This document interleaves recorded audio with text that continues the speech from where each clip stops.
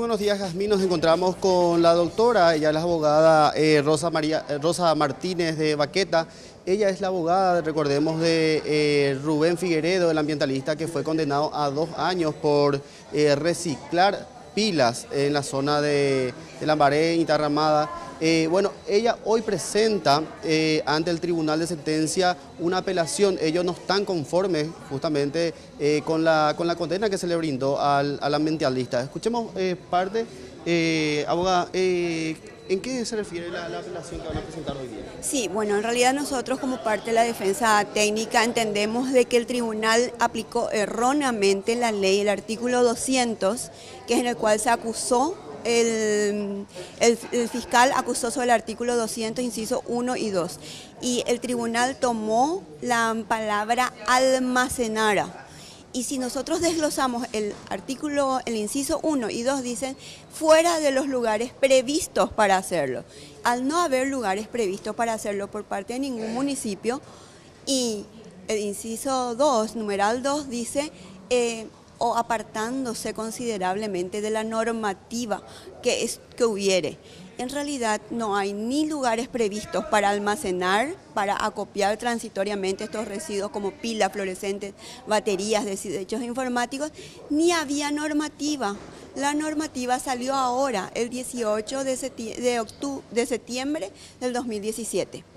Todavía no está reglamentada, tanto es así que cuando 5 días después de la condena del señor Rubén Figueredo, la SEAN tuvo que hacer la aclaración de que la ley acababa de salir hacía un mes y que todavía tenía 180 días para reglamentar, y que a partir de ahí los municipios tenían la obligación de poner los contenedores en distintos puntos del país. La SEAN como autoridad de aplicación tuvo que salir a aclarar eso. Por otro lado, la CONADERNA, que es el Consejo de Recursos Naturales de Senadores y de Diputados, mandó una nota a sus miembros diciendo: miren, salió la ley 5.882 de gestión integral de pilas y baterías, es un logro de CONADERNA. Y ese proyecto lo integró la Fundación Itanramada. A instancias de la Fundación Itanramada se hizo ese proyecto, y así lo declaró el senador Arnaldo Yucio, que fue testigo en el juicio. Demasiadas pruebas que el tribunal, son 20 puntos que encontramos, que el tribunal no valoró de las pruebas ofrecidas por esta defensa. El tribunal aplica la retroactividad de la ley así de una manera muy fresca. Entonces nosotros sabemos que por principio de irretroactividad no se le puede aplicar una normativa que aún no existía. Recuerden que el señor Rubén Figueredo fue imputado en septiembre del 2014.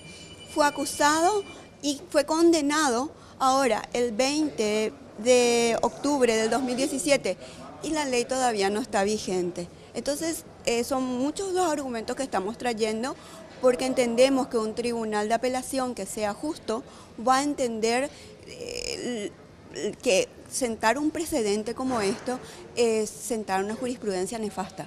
Claro, aparte de eso, él también tenía convenios también para poder justamente realizar este almacenamiento de pilas. Él nunca lo hizo a espaldas ni a escondida de nadie, como dijo la fiscalía, le pillamos infraganti. No, no se le pilló infraganti. En todas las fotografías y los videos se notaba bien que había unos feroces carteles que decía con apoyo del Ministerio Público. El Ministerio Público no puede actuar, uno hace una cosa y otro hace otra cosa. Hay una integridad, hay un cuerpo que se llama Ministerio Público, que venía apoyando al señor Rubén Figueredo. El señor Rubén Figueredo tenía convenio con las municipalidades, tenía convenio con la SEAN, y esos convenios están todos firmes. Las declaraciones de interés municipal, la declaración de interés nacional por parte de la SEAN, esas son pruebas admitidas en el juicio y están firmes. Sin embargo, el tribunal no los valoró. Finalmente, usted lo que está pidiendo es la absolución de Rubén Figueredo. Absolución de culpa y pena para el señor Rubén Figueredo. Corresponde, es justo. Muchísimas gracias. Gracias. Bueno, entonces a mí lo que podemos informar acá desde el Palacio de Justicia, como lo dije, vuelvo a repetir, ellos están presentando la apelación para que el ambientalista Rubén Figueredo quede absuelto de culpa y pena en este caso. Volvemos contigo.